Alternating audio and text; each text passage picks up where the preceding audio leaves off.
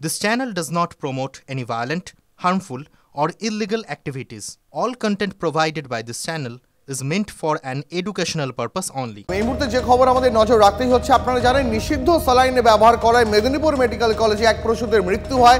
3 জন প্রসূতির অবস্থা তারা সংকটজনক অবস্থায় মেদিনীপুর মেডিকেলের সেখানকার আইসিইউতে ভর্তি ছিলেন, কিন্তু এবার তাদের অবস্থা আরও ক্রিটিক্যাল হওয়ায় মেদিনীপুর মেডিকেল থেকে এসএসকেএমে নিয়ে আসা হয় 3 জন প্রসূতিকেই, এবং তাদের অবস্থা এখনো সংকটজনক।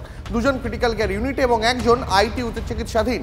আরও বিস্তারিত জানবো আমাদের সহকর্মী সৌরভ দত্ত এই মুহূর্তে সরাসরি রয়েছেন। সৌরভ, এই মুহূর্তে যে প্রসূতিরা যাদের মেদিনীপুর মেডিকেল কলেজ থেকে এসএসকেএমে নিয়ে আসা হলো তারা কেমন রয়েছেন, এবং তাদের পরিজনেরা অভিযোগ করছিলেন যে যখন তাদের কলকাতাতে নিয়ে আসা হচ্ছে শেষ মুহূর্ত পর্যন্ত তাদের নাকি এটা জানানো হয়নি তাদের কোন হাসপাতালে নিয়ে যাওয়া হচ্ছে।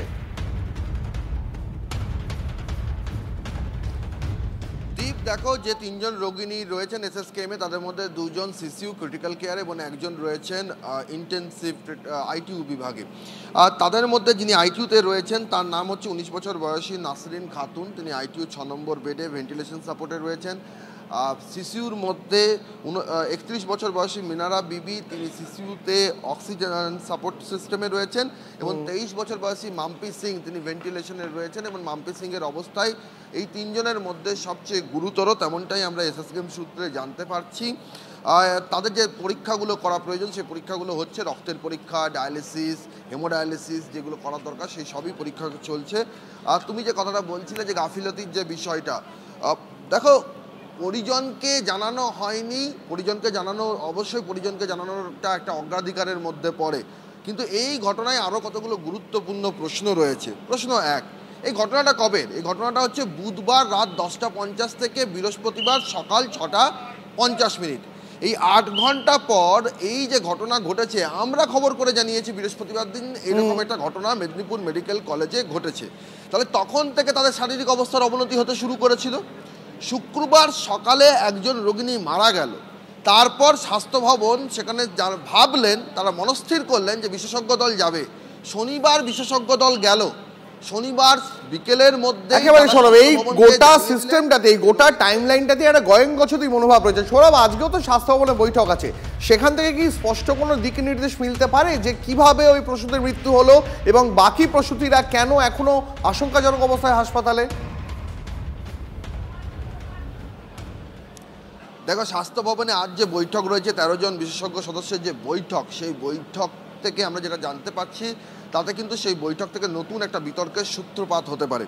তুমি জানো রবিবার দিন কালকে বৈঠক হয়েছিল এবং সেইখানে একটা বিষয় তুলে ধরেছিলেন বিশেষজ্ঞ দলের সদস্যরা, যে তারা একটা জিনিস তাদেরকে ভাবাচ্ছে, একদিকে যেমন ওষুধের গণ্ডগোল রয়েছে কিনা, অন্যদিকে তাদেরকে ভাবাচ্ছে যে একই সলিউশন, একই স্যালাইন অন্য রোগীদেরও দেওয়া হয়েছে, অন্য ওয়ার্ডের রোগীদের দেওয়া হয়েছে, তাহলে শুধুমাত্র এই স্ত্রীরোগ বিভাগে 5 জন রোগীরই শারীরিক অবস্থার অবনতি এতখানি কেন হলো?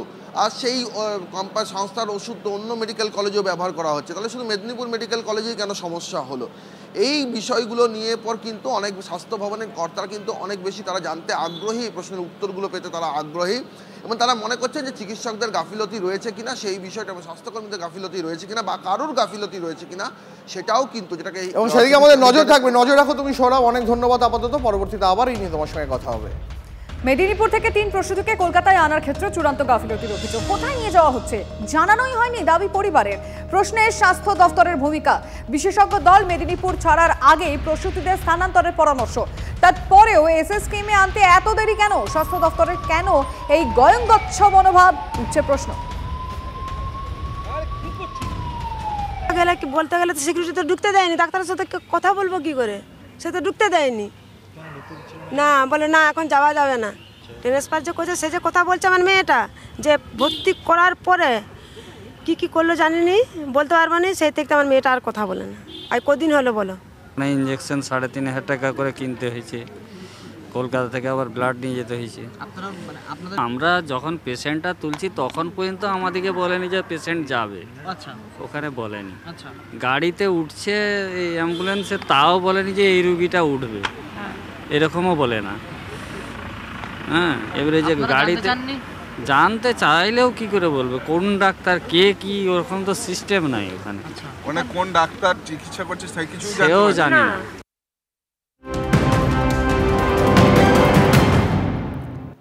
আর এই মুহূর্তে যে খবরের নজর রাখতেই হচ্ছে স্যালাইনের কাণ্ডে কলকাতা হাইকোর্টের জনস্বার্থ মামলা। আরো বিস্তারিত জানবো, সহকর্মী শ্রাবন্তী সাহা রয়েছেন টেলিফোন লাইনে। শ্রাবন্তী, দেখো 2024 মার্চ মাসে কর্ণাটক সরকার যে স্যালাইন প্রস্তুতকারী সংস্থাকে নিষিদ্ধ করেছিল, তারা কিভাবে এই রাজ্যে স্যালাইন বিক্রি করতে পারছে এবং সেটা ব্যবহার করা হচ্ছে বিভিন্ন সরকারি হাসপাতালে, এই প্রশ্ন তুলেই মামলা দায়ের হয়েছে। কৌস্তব বাগচি সহ আরো একজন বিজয় সিংহল, এরা দুজনেই মামলা দায়ের করেছেন। জোড়া এই মামলা দায়ের করার অনুমতি দিয়েছেন আজকে প্রধান বিচারপতি। বৃহস্পতিবার একেবারে শুরুতেই এই মামলা শুনানি হওয়ার সম্ভাবনা থাকছে। অনেক ধন্যবাদ তোমার শ্রাবন্তী। টিভি9 বাংলার খবরে ঘুম ভাঙলো। মালদার হরিশ্চন্দ্রপুর গ্রামীণ হাসপাতাল থেকে সরানো হলো পশ্চিমবঙ্গ ফার্মাসিউটিক্যালসের স্যালাইন। আর নিষেধাজ্ঞার পরও রিঙ্গল ল্যাকটেট স্যালাইন ব্যবহার হচ্ছিল এই হাসপাতালে। টিভি9 বাংলা সেই ছবি সামনে আসতেই শোরগোল পড়ে যায়। এরপরেই জেলা স্বাস্থ্য দপ্তরের ওই বিতর্কিত সংস্থার স্যালাইন সরিয়ে ফেলতে নির্দেশ দেওয়া হয়। এরপরেই যাদের ওই স্যালাইন চলছিল তড়িঘড়ি খুলে নেওয়া হয়। পাশাপাশি মজুদ নিষিদ্ধ স্যালাইনও সরিয়ে ফেলা হয়। সব বন্ধ করা হয়েছে, হ্যাঁ, এবং আমাদের নির্দেশিকা এসছে। কখন আসলো নির্দেশিকা? আমাদের ডিস্ট্রিক্ট হেলথ থেকে বলা হয়েছে এবং আমাদের যিনি বিময় সাহেব আছেন উনি আমাদেরকে বলেছেন, সেই জন্য আমরা সেটাকে যেটুকু ছিল সব আমরা ডিসকার্ড করে দিয়েছি। যে আজকে থেকেই সরানো হয়েছে আরএলটা? আমি তো আজকে সকাল থেকে ডিউটি আছি, সেখান থেকে কোনো আরএল আমি দেখিনি।